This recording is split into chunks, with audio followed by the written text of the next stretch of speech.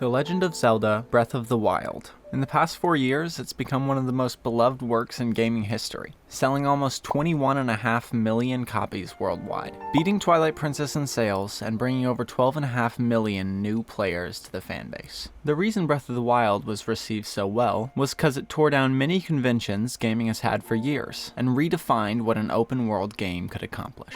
One of the many reasons Breath of the Wild stood out was because of its unique cel-shaded art style. Well, I guess it's not totally unique since Wind Waker did it 14 years earlier, and about 1 billion JRPGs, but it was done in a unique way.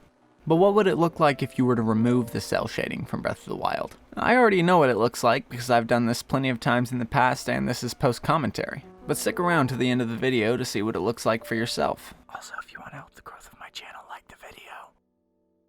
Did you know that the Wii U and the Switch aren't the only ways to play Breath of the Wild? Turns out you can also use game files from your disc or cartridge to emulate it on PC. There's a program called Cemu that allows you to emulate Wii U versions of Breath of the Wild. One of Cemu's functions is the graphics packs section. This is a collection of visual settings available to PC players that allow you to change the look of Breath of the Wild. If you click on mods, you'll see custom cel shading, and a window that opens up with some settings. Today we're going to go through these settings, beat the game, and have a little fun in Hyrule. So, let's get into the game. We're going to tick cel shading disabled, plastic mode disabled, inventory menu workaround disabled, shadow fix version, Altros version, and Altro shadow fix, shadows 0.45%. While the game loads up, as you saw, there are a lot of different ways to make Breath of the Wild look when using the cel shading graphics packs. We'll go through all of them later in the video, so stick around to see how weird it can get. For now, let's look at the basic settings. As we load in, you can see that Link looks a bit different. These are pretty simple settings, but it only gets better from here. I personally really like how the shield looks without cel shading. The mod doesn't just affect how Link looks, but also animals, creatures, etc. Never really looked at a snow fox up close before, but they sure are cute, especially without cel shading. Let's give them a little something. You didn't see anything. Koroks also look different, and I really prefer this look. I want to see some bokoblins too. They look a lot more wrinkly. Most buildings, environmental assets, and landscapes remain unchanged, probably because they didn't have a lot of cel shading in the first place. I don't know why, but the inventory has a weird bug that makes the background look like this. Before we move on, I want to show off some of the armor sets without cel shading. I think they all look pretty cool, especially the ones that are really fabric-y.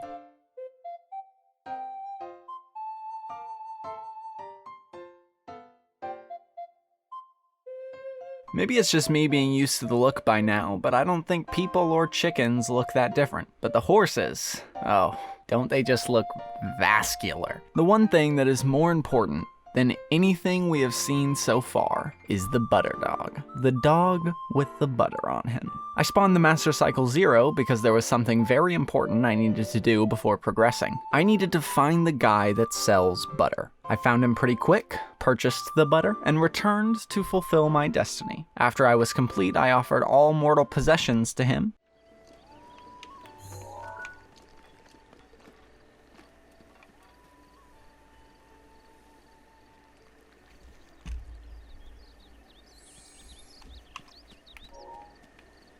I just want to pet you so badly.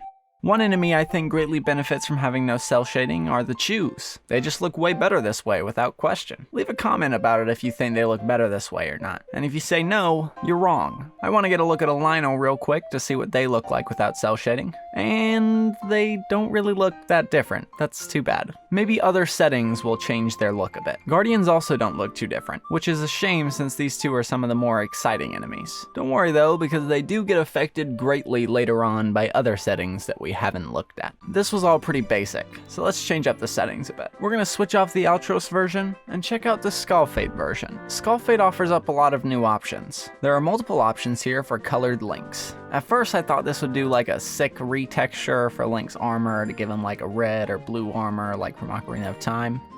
Well, it's not quite that.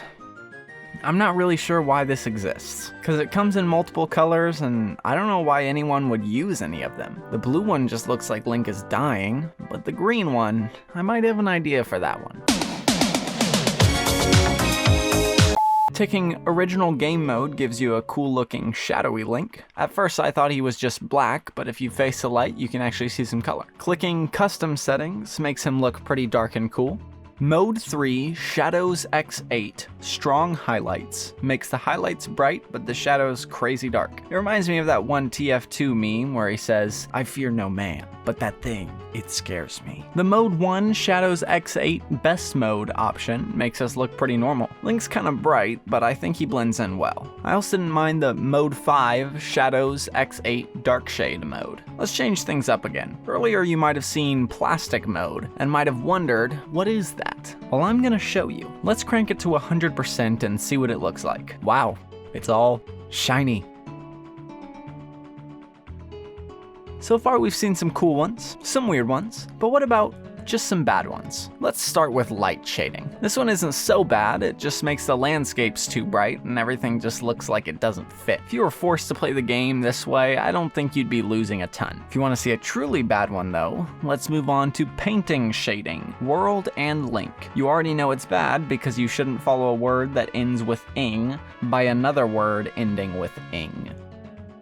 This one just destroys the background and entire ambience of the game. Literally the most barfy thing you could look at. Also, it makes Link look kind of metallic, which makes me feel uncomfortable. We can get a bit closer of a look down here and you'll really see how this mode just makes you want to die when looking at this rocky texture. Around this time, I wanted to have some fun with the glitchy inventory background for a bit. I don't know why I thought this was so interesting, but I just spun Link for literally like 5 minutes straight. After I was done, I changed outfits because I wanted to look as fresh as I could for when I changed graphical modes next. We looked at a lot of settings in the past couple of minutes together, but which ones do I think are best? The settings you see on screen right now are the ones I thought looked good. I actually kind of prefer the game this way. If I play more in the future, I think I'm going to set it this way the whole time, just because I think it looks better. I also don't think there are any enemies or monsters that look bad with these settings, so that's a plus. But I want to see what the Blights, Ganon, and Zelda look like. So let's head to Hyrule Castle. On the way there, we checked out a deer. I didn't know they sat down, but they do. In fact, while recording this video, I just observed a lot of the things in Hyrule, and it's really shocking how many of the enemies, animals, people just do things when you're not looking. And if they didn't do those things, you'd never notice. But it's just another one of those little small touches that makes Breath of the Wild so great. I made another pit stop on the way up to check out a Lionel. I actually did notice some differences this time. Again, I think I'm used to the settings, so I don't notice it as much, but you guys might be noticing it a bit more. Of course, he had to die, so I'll just show off my Breath of the Wild combat skills for a second.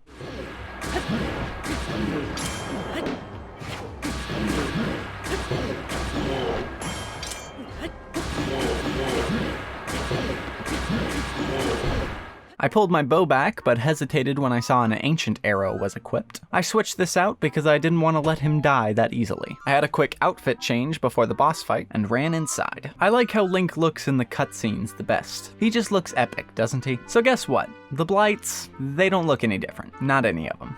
That's okay though, because we still have Ganon and Zelda to look forward to. Oh, he doesn't look any different either. Disappointing, but honestly, what did I expect when he's basically just another Blight? But what about Dark Beast Ganon and Zelda?